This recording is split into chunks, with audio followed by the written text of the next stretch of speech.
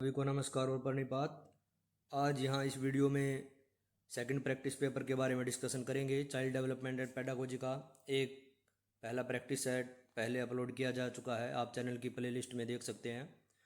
C TET, H TET या M P TET या U P TET या DSSB की तैयारी आप कर रहे हैं तो ये वीडियो आपके लिए उपयोगी होने वाला है। आप यदि चैनल पर नए हैं तो चैनल को लाइक, शेयर और सब्सक्राइब कर लें ताकि लेटेस्ट अपडेट आपको मिलते रहे। चलिए शुरू कर लेते हैं। पहला क्वेश्चन है, सामान्य परिपक्वता से पहले प्रशिक्षित करना पराय पूछना चाह रहा है कि समय से पहले जब बच्चे को ट्रेंड किया जाता है, जब वो मैच्योर नहीं हुआ है, तो वो ट्रेनिंग लाभदायक होती है या हानिकारक होती है, इस बारे में पूछना चाह रहा है। ऑप्शन है इसके, सामान्य कौशलों के निष्पादन के संदर्भ में बहुत ही लाभकारी है, मतलब बेनिफिशियल होता है। दीर्घकालीन दृष्टिकोण से लाभकारी होता है, मतलब लॉन्ग टर्म में फ़ायदेमंद है। सी है, सभी दृष्टिकोण से हानिकारक है। या डी, प्रशिक्षण हेतु उपयोग में लाई गई विधि के अनुसार लाभकारी या हानिकारक हो सकता है। कई एग्जाम में ये पूछा गया और देखा भी ये गया है कि अलग अलग एग्जाम में इसका अलग अलग उत्तर भी सामने आया था, लेकिन जो सामान्य या कॉमन उत्तर है या ज़्यादातर एग्जाम में जो सही पाया गया वो डी आंसर इसका होगा कि जो मेथड आप यूज कर रहे हैं उस लिहाज से देखा जाएगा कि ये बच्चे के लिए लाभकारी है या हानिकारक है। तो डी ऑप्शन आपका यहाँ ठीक हो जाएगा। दूसरा क्वेश्चन है, बाल्यकाल होता है जन्म से लेकर 3 वर्ष की आयु तक, 3 से 6 वर्ष की आयु तक, 6 से 12 वर्ष की आयु तक, या दूसरे वर्ष से लेकर 10 से 12 वर्ष की आयु तक। देखिए, 0 से जो 2 का समय होता है वो शैशवावस्था बोला जाता है। उसके बाद जो बचपन की अवस्था है या बाल्यकाल है उसमें भी कई स्तर बनाए जाते हैं, जैसे प्रारंभिक बचपन, मध्य बचपन की अवस्था या अंतिम बचपन की अवस्था। लेकिन ये बात कन्फर्म है कि 12 से 18 साल फिर किशोरावस्था शुरू हो जाएगी। तो 2 से लेकर ये जो 12 वर्ष की अवस्था है ये पूरी बाल्यकाल में शामिल की जाती है। तो दूसरे वर्ष से लेकर और 10 से 12 वर्ष की आयु तक बाल्यकाल होता है। अगले क्वेश्चन पे चलते हैं। तीसरे क्वेश्चन पे, विद्यार्थियों को विद्यालय में खेल क्यों खेलना चाहिए? यह उन्हें शारीरिक रूप से सशक्त बनाएगा, यह शिक्षकों का कार्य आसान कर देगा, यह समय बिताने में सहायक होगा, या डी, यह सहयोग और शारीरिक संतुलन का विकास करेगा। आपको बेस्ट आंसर चूज करना है, क्योंकि पेयर में क्वेश्चन नहीं है कि ए बी भी ठीक है, बी सी भी ठीक है, आपको एक ही आंसर चाहिए। तो चारों ऑप्शन को देखें आप, शिक्षकों के कार्य को आसान करेगा, नेगेटिव सा पॉइंट लग रहा है, पॉजिटिव फेवर में नहीं है, ये उनका काम आसान करने की जो बात करें। समय बिताने में ये भी गलत है। उसके बाद शारीरिक रूप से सशक्त बनाएगा, ये ठीक बात है। और सहयोग और शारीरिक संतुलन का विकास करेगा, मतलब इसमें ये दोनों बातें भी शामिल आ गई, ऊपर वाली बात भी आ गई और कोऑपरेशन की भी बात आ गई। तो बेस्ट आंसर हो गया यहाँ डी। अगले क्वेश्चन पे चलते हैं। निम्नलिखित में से अधिगम संबंधी कौन सा कथन सही नहीं है? ये बात आप जरूर ध्यान रखेंगे, पेपर में कई बार नहीं वर्ड छूट जाता है और आप सही है के हिसाब से टिक कर देते हैं, फिर आगे पता चलता है कि जल्दबाजी में आप गलत कराए हैं। तो लर्निंग के विषय में कौन सा कथन सही नहीं है? इसे उचित वातावरण चाहिए, इसे परिपक्वता से इसका कोई संबंध नहीं है। नेगेटिव पॉइंट छाटना आपने जो सही नहीं है। उचित वातावरण चाहिए, ये तो पॉजिटिव पॉइंट है। परिपक्वता का इससे कोई संबंध नहीं है, नेगेटिव पॉइंट हो गया। सहायक सामग्री अधिगम में मदद करती है, ठीक बात है। अधिगम प्रक्रिया में अभिप्रेरणा यानी कि मोटिवेशन महत्वपूर्ण भूमिका निभाती है, ठीक बात है। तो एक नेगेटिव पॉइंट आया और नहीं पूछा था आपसे, तो आंसर नंबर जो बी है फोर्थ क्वेश्चन का वो ठीक हो जाएगा। पांचवा क्वेश्चन है, शिक्षा बच्चों की सहायक होती है उनके शारीरिक विकास में, केवल मानसिक विकास में, सर्वांगीण विकास में, या केवल चरित्र निर्माण के विकास में? तो ओवरऑल डेवलपमेंट में सहायक होती है शिक्षा, एजुकेशन। ये सी आंसर पाँचवें का ठीक हो जाएगा। आगे चलते हैं। क्वेश्चन नंबर 6 है, शिक्षण सबसे अधिक प्रभावी कब होता है? इफेक्टिव सबसे ज़्यादा कब होता है? जब विद्यार्थी विषय में रुचि लेते हैं, शिक्षक को विषय का गहन ज्ञान है, विद्यार्थियों को उनके मानसिक स्तर के अनुरूप शिक्षा दी जाए, और एक ही विषय वस्तु को बार बार दोहराया जाए। ये बाहर निकल गया। विषय वस्तु का ज्ञान है, लेकिन ये ज़रूरी नहीं है कि बच्चे भी अच्छे से समझ पाएँ। विद्यार्थी विषय में रुचि लेते हों, ये बात ठीक है, पॉजिटिव पॉइंट हो गया ये भी। और विद्यार्थी को उनके मानसिक लेवल के अनुरूप शिक्षा दी जाए तो बेस्ट आंसर सी बनेगा, इसमें सी पर लगाएंगे आप। इफेक्टिव में ये बात भी होनी चाहिए कि आप उनके मानसिक स्तर के अनुसार शिक्षा दें। ये नहीं होना चाहिए कि जो आप पढ़ा रहे हैं वो उनके सिर के ऊपर से बात चली जाए। तो इफ़ेक्टिव तब होगा जब उनके लेवल के बराबर, उनके मानसिक स्तर जितना है उसी के अनुरूप उनको शिक्षा दी जाए। 7वां क्वेश्चन है, एक बाल कक्षा में सीखे गए गणित का उपयोग किसी अन्य विषय के प्रश्न को हल करने में होता है तो यह है।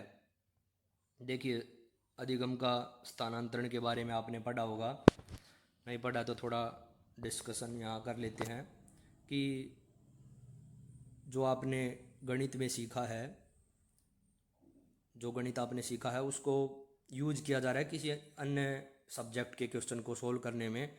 तो ये जो अधिगम का स्थानांतरण है ये सकारात्मक स्थानांतरण बोला जाएगा कि पॉजिटिव ट्रांसफ़र हो रहा है लर्निंग का।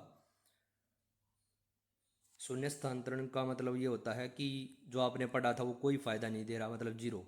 नकारात्मक स्थानांतरण होता है कि जो पढ़ा था वो नेगेटिव वे में आपको ले जा रहा है, जो पढ़ा हुआ था वो नकारात्मक भाव दे रहा आपको, मतलब वो सहायता करने की बजाय नुकसान कर रहा है। सकारात्मक स्थानांतरण ये हो गया कि आपने जो मैथ में पढ़ा था वो अन्य सब्जेक्ट के क्वेश्चन को सोल्व करने में भी सहायक सिद्ध हो रहा है। परिणात्मक स्थानांतरण होता है किसी बात को मोटिवेट करने के लिए।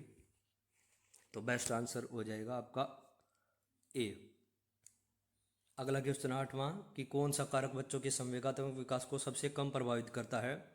यहाँ ध्यान दीजिए, सबसे कम पूछा है तो सबसे पहली बात तो एग्जाम हॉल में यही ध्यान रखना है, कम पूछा है, अधिक पूछा है पूछा है या है नहीं पूछा है, ये बातें ध्यान रखेंगे, कई बार गलती हो जाती है।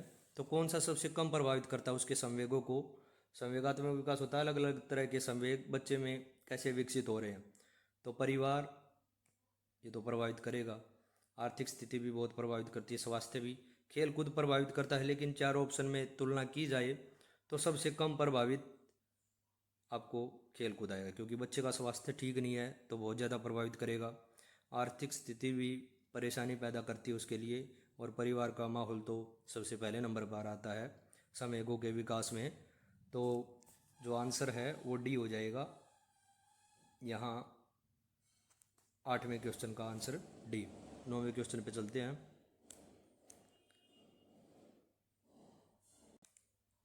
9वें क्वेश्चन में इसने बोला कि कोलबर्ग के अनुसार वह स्तर जिसमें बालक की नैतिकता दंड के भय से नियंत्रित नहीं रहती है। पहली जो स्टेज बताई थी उसमें बच्चा,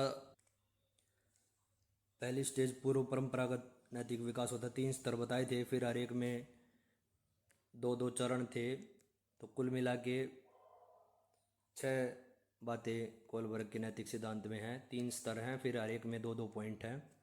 तो पहली पूर्व परंपरागत नैतिक विकास की अवस्था थी जिसमें आज्ञाकारिता या दंड के लिए या आत्म पुरस्कार के लिए काम किया जाता है। दूसरी परंपरागत नैतिकता की अवस्था थी, और तीसरी होती है उत्तर पारंपरिक नैतिक विकास की अवस्था। तो पहली में ही दंड के भय से नैतिकता नियंत्रित होती है, तो जब अगली स्टेज आती है तो आंसर हो जाएगा सेकंड नंबर वाला, परंपरागत नैतिकता में फिर वो दंड का और जो पुरस्कार वाला जो भाव है वो कम हो जाता है या उससे नियंत्रित नहीं रहती है। तो 9 नंबर का जो आंसर है वो बी हो जाएगा, परंपरागत नैतिक स्तर। उत्तर परंपरागत इसके बाद आती है, हाईएस्ट लेवल की नैतिकता आ जाती है उसमें। क्वेश्चन नंबर 10 है, पियाजे के संज्ञानात्मक विकास के 4 चरणों में से निम्नलिखित में से कौन सा नहीं है। ऑप्शन देख लेते हैं। इंद्रिय गामक अवस्था, पूर्व संक्रियात्मक अवस्था, उत्तर संक्रियात्मक अवस्था या अमूर्त संक्रियात्मक अवस्था। देखिए 4 स्टेजेज बताई थी उसने। पहला 0 से 2 साल तक रहती है संवेदी मोटर चरण जिसको बोलते हैं, जो इंद्रियों से ज़्यादा प्रभावित रहता है। फिर दूसरी 2 से 7 वर्ष तक पूर्व संक्रियात्मक या पूर्व संचालन का चरण होता है। उसके बाद ठोस या कॉन्क्रीट वाली आती है 7 से 11, और फिर 12 साल या उससे ज़्यादा के लिए आपकी औपचारिक परिचालन या अमूर्त वाली अवस्था आती है। तो उत्तर वाला कोई स्टेज इसमें नहीं होता है, जो जैसा कि इसने दिया है इसमें, तो नहीं पूछा है तो आंसर हो जाएगा सी। ये तीनों स्टेजेस बाकी होती हैं, ये उत्तर संक्रियात्मक अवस्था नहीं होती है। क्वेश्चन नंबर 11 है, आपसे नहीं पूछा गया था, ये बात फिर से ध्यान रखेंगे। कौन सा कथन सही नहीं है? विकास और वृद्धि एक दूसरे के पर्यायवाची हैं, मतलब एक दूसरे के समानार्थी हैं, ये बोला गया। 11 नंबर है, देख लेते हैं एक बार। वृद्धि और विकास दोनों अलग अलग बातें हैं, तो ये बात तो गलत होगी। वृद्धि एक विकास एक सतत प्रक्रिया है, बड़ी टर्म है, सतत प्रक्रिया, कंटिन्यूस प्रोसेस, ठीक है। वृद्धि विकास का ही एक भाग है, ये भी ठीक है। वृद्धि छोटी टर्म है, विकास बड़ी टर्म है, और विकास में वृद्धि शामिल होती है। विकास कार्य क्षमता, कार्य कुशलता और व्यवहार में आने वाले गुणात्मक परिवर्तनों को प्रकट करता है, ये बात भी सही है। तो एक दूसरे के पर्यायवाची हैं, ये बात गलत है, और आपसे यही पूछा गया था कौन सा सही नहीं है, तो आंसर हो जाएगा ए। क्वेश्चन नंबर 12 है, निम्नलिखित में से कौन सी नैतिक आदत नहीं है? सत्य बोलना, सहानुभूति दिखाना, सही उच्चारण करना, जीवों पर दया करना। देखिए, सत्य बोलना नैतिक आदत है। सहानुभूति दिखाना मतलब जैसा दूसरा दुख प्रकट कर रहा है तो ये नहीं है कि आप हंस रहे हैं, ये सहानुभूति दिखाना नहीं होता है। जैसा भाव वो प्रकट कर रहा है वैसी ही आपको भी अनुभूति हो, ये होती है सहानुभूति। ये भी ठीक है। सही उच्चारण करना, नहीं, ये बात नहीं है, ये नैतिकता के दायरे में नहीं है, नैतिक आदत नहीं है। जीवों पर दया करना, ये सही है। तो कौन सी नैतिक आदत नहीं है पूछा है, और इसका आंसर हो गया सही उच्चारण करना। क्वेश्चन नंबर 13 है, निम्नलिखित में से कौन सा विकल्प शिक्षा मनोविज्ञान की एक सीमा है, मतलब लिमिटेशन है? बाल विकास की सभी की विभिन्न अवस्थाओं का ज्ञान, कक्षा की समस्याओं का समाधान, बाल केंद्रित शिक्षा, या व्यक्तिगत भिन्नता की समस्या। मनोविज्ञान की लिमिटेशन पूछी है। बाल विकास की विभिन्न अवस्थाओं का या अध्ययन किया जाता है या ज्ञान, ये ठीक बात है। कक्षा की समस्याओं का समाधान किया जाता है इसमें, ये भी ठीक है। बाल केंद्रित शिक्षा, बिल्कुल ठीक बात है। व्यक्तिगत भिन्नताओं की समस्या, ये शिक्षा मनोविज्ञान की कोई लिमिटेशन या सीमा नहीं है। हर एक बच्चा एक दूसरे से अलग होता है, ये सबको पता भी है। तो लिमिटेशन पूछी है कौन सी शिक्षा मनोविज्ञान की एक सीमा है, कि कहाँ ये माना जाएगा कि पॉजिटिव बातों में तो शिक्षा मनोविज्ञान की अच्छी अच्छी बातें शामिल की जाएंगी, या उसकी विशेषताएं हैं तो उसमें दोनों बातें शामिल की जाती हैं। पॉजिटिव पॉइंट में सिर्फ अच्छी बातें, नेगेटिव या लिमिटेशन में जो उसकी ख़राब बातें वे शामिल की जाती हैं। तो व्यक्तिगत भिन्नताओं की एक समस्या ज़रूर आती है, उनके लिए फिर अलग अलग मेथड अपनाने पड़ते हैं, और कई मेथड ऐसे भी होते हैं जो सब बच्चों पर फिर लागू भी नहीं होते हैं, तो ये एक लिमिटेशन मानी जा सकती है। अगला क्वेश्चन है, क्वेश्चन नंबर 14, निम्नलिखित में से कौन सा विकल्प अधिगम के संबंध में सत्य नहीं है, लर्निंग के संबंध में सत्य नहीं है? देखिए, नहीं वाले जो क्वेश्चन है, ज़्यादा से ज़्यादा एक तरीका ये हो सकता है, कई क्वेश्चनों की प्रैक्टिस करें जिसमें सिर्फ नहीं पूछा गया है।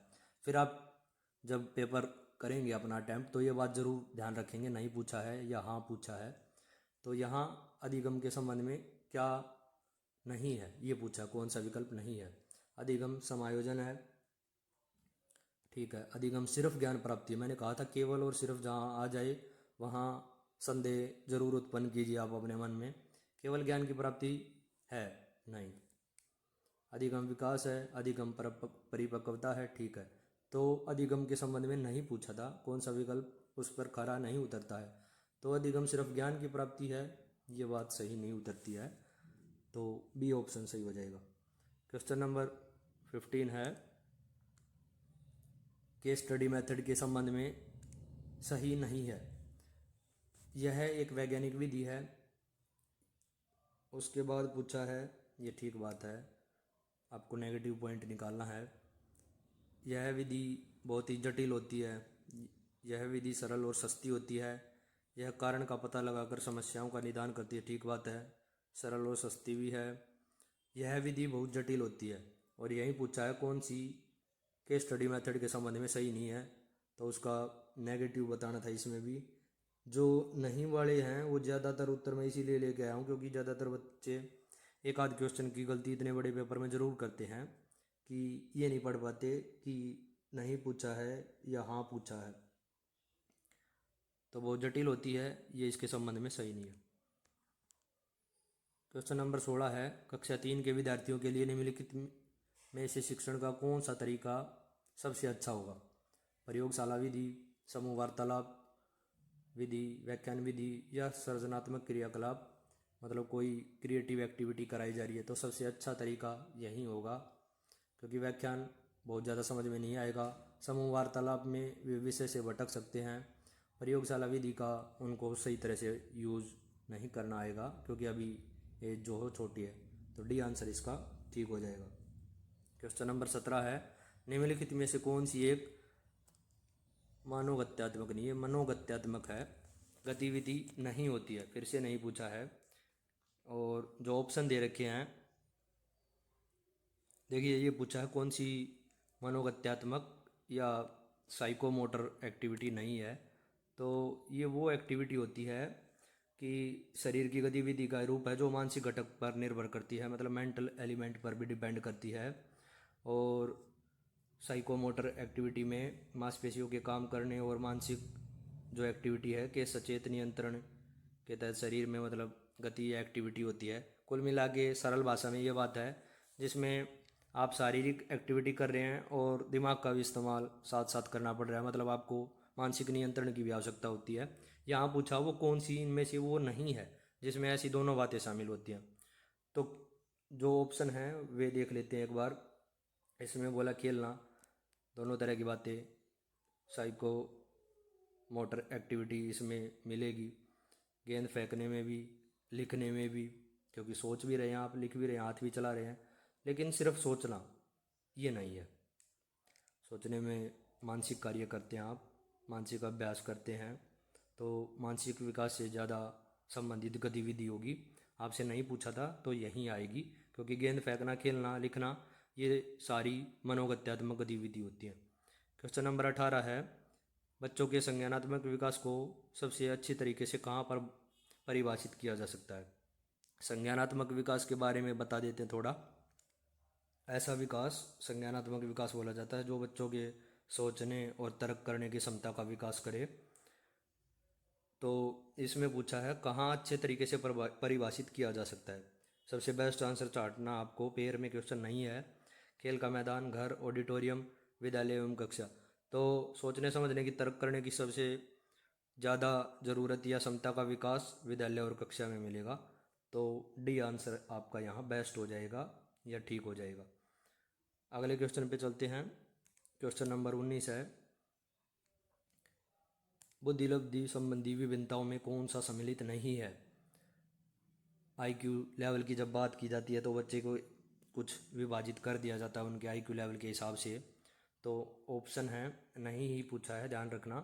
औसत बुद्धिमान, ठीक है, ये भी होता है। बुद्धिमान भी होता है। कला में रुचि, ये कोई नहीं होता है और नहीं पूछा था, ये आंसर हो गया। अगला मंद बुद्धि है, ये भी होता है। तो आपसे पूछा है मानसिक बुद्धिलब्धि संबंधी विभिन्नताओं में कौन सा सम्मिलित नहीं है? तो औसत बुद्धिमान, बुद्धिमान, मंद बुद्धि शामिल होते हैं। कला में रुचि शामिल नहीं होता है। और बिल्कुल बिल्कुल इरिलेवेंट सा पॉइंट है, असंगत सा पॉइंट है, आसानी से निकल गया। तो 19वें का जो आंसर है वो आपका सी हो जाएगा। अगला क्वेश्चन है 20वां, निम्नलिखित में से बौद्धिक वातावरण को प्रभावित करने वाला सबसे महत्वपूर्ण कारक कौन सा है? विद्यालय का वातावरण, परिवार का, पास पड़ोस का वातावरण, सांस्कृतिक। तो सबसे ज़्यादा जो प्रभावित करने वाला है वो विद्यालय का वातावरण है।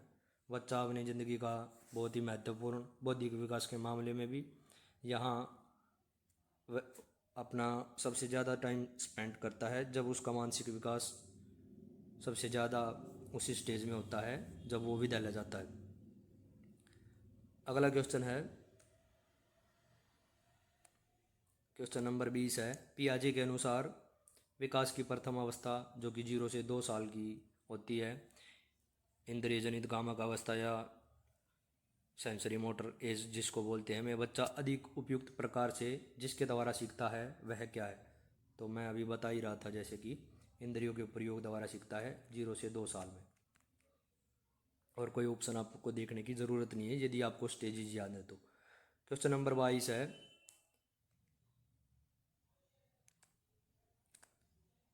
इसमें कहता है कि निम्नलिखित में से किस क्षेत्र में एनसीईआरटी मनोविज्ञान का यूज कर रहा है? आपको पता भी एनसीईआरटी की जो किताबें आती हैं उसमें साइकोलॉजी का या मनोविज्ञान का प्रयोग किया जा रहा है। तो ऑप्शन है पाठ्य पुस्तकों का निर्माण, विद्यालय संगठन, विषय निर्धारण या वित्तीय सहायता। तो पाठ्य पुस्तकों के निर्माण में एनसीईआरटी द्वारा मनोविज्ञान का यूज किया जा रहा है। क्वेश्चन नंबर 23 है,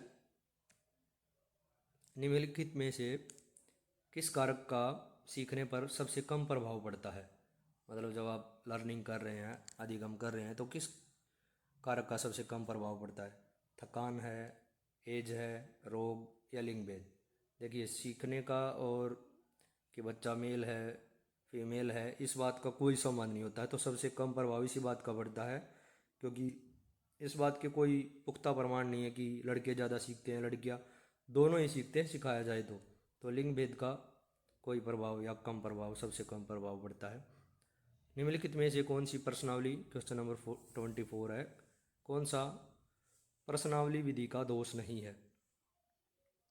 अच्छे प्रश्न बनाना कठिन कार्य है, ये एक दोष है उसका। इस विधि से अनेक व्यक्तियों के विचार जाने जा सकते हैं, ये तो पॉजिटिव पॉइंट हो गया। उसने नेगेटिव पूछा था, हो सकता है कि सभी प्रश्न सम्मिलित प्रश्न सुनियोजित ना हो, ये भी नेगेटिव है। हो सकता है कि लोग प्रश्नों के उत्तर देने में रुचि ना रखें, ये भी नेगेटिव है। तो सारे नेगेटिव पूछे थे, और ये एक पॉजिटिव पॉइंट निकल के आ गया, तो ये उसका दोष नहीं है। तो आंसर हो गया बी। अगला क्वेश्चन है 25वां, निचली कक्षाओं में शिक्षण की खेल विधि जिस पर आधारित है वह है शारीरिक शिक्षा कार्यक्रम, शिक्षण की विधियों के सिद्धांत, विकास और वृद्धि के मनोवैज्ञानिक सिद्धांत या शिक्षण के समाज शास्त्रीय सिद्धांत। तो जो खेल विधि होती है छोटी कक्षाओं में बच्चों को खेल खेल में सिखाया जाता है, वो विकास और वृद्धि के मनोवैज्ञानिक सिद्धांत पर आधारित है। तो सी ऑप्शन इसका ठीक हो जाएगा। अगले क्वेश्चन पे चलते हैं। क्वेश्चन नंबर 26, कौन सा जो लक्षण है वो बहिर्मुखी व्यक्तित्व का नहीं है। मिलनसार, ये तो उसका होता है क्वालिटी। नेतृत्व शक्ति भी ठीक है। आक्रामक स्वभाव भी, एग्रेसिव बिहेवियर भी होता है। दिवास्वप्न देखने वाला नहीं होता है, तो नहीं ही पूछा है, तो डी आंसर हो जाएगा। क्वेश्चन नंबर 27 पे चलते हैं। निम्नलिखित में से कौन सा बालक के मानसिक स्वास्थ्य पर प्रभाव डालने वाला कारक नहीं है।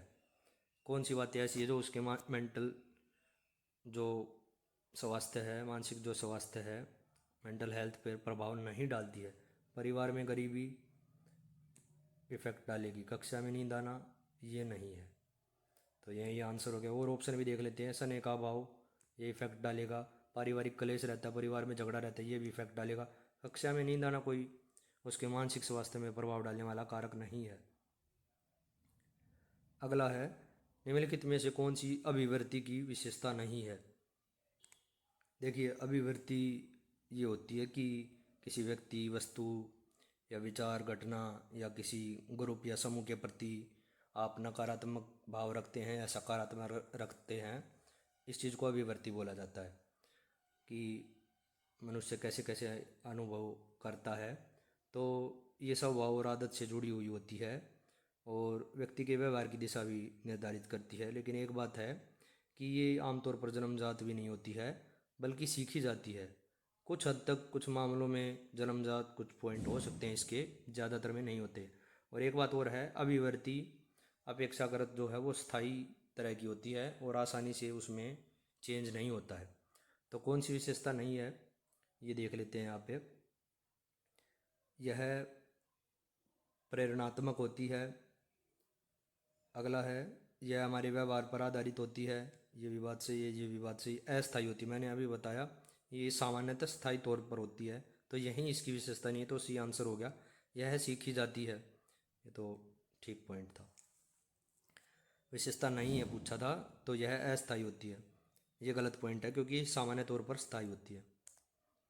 अगला है 29 नंबर, बालक की संज्ञानात्मक शक्तियाँ जैसे कि कल्पना शक्ति, बुद्धि, निर्णय लेने की क्षमता आदि का संबंध है बालक के शारीरिक विकास से, सामाजिक विकास से, सर्वांगीण विकास से या फिर उसके मानसिक विकास से। देखिए कई बार यहाँ गलती कर देते हैं आप और सर्वांगीण विकास या ओवरऑल डेवलपमेंट पे आंसर लगा देते हैं, लेकिन संज्ञानात्मक शक्तियाँ जैसे कल्पना शक्ति, बुद्धि, निर्णय लेने की क्षमता, इस सभी का संबंध मानसिक विकास से होता है।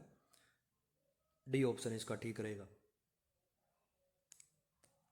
लास्ट क्वेश्चन है, उपचारात्मक विधि का प्रयोग किन के लिए किया जाता है? वे हैं सामान्य बच्चे, समस्यात्मक बच्चे, सामान्य तथा समस्यात्मक बच्चे या प्रतिभाशाली बच्चे। उपचारात्मक विधि का जो उपचारात्मक विधि है वो तब प्रयोग की जाती है जब बच्चे में कुछ समस्या होती है, उसको सोल्व करने के लिए, सॉल्यूशन के लिए, कि उसकी क्या समस्या है इसका पता लगाया जाता है। तो आंसर हो जाएगा समस्यात्मक बच्चे के लिए। आप सी नहीं लगाएंगे, सामान्य बच्चा साथ में ऐड कर दिया इसमें, अकेला समस्यात्मक होता तो आंसर ठीक होता, तो बी आंसर सही होगा। तो इसी के साथ समाप्त करते हैं, धन्यवाद।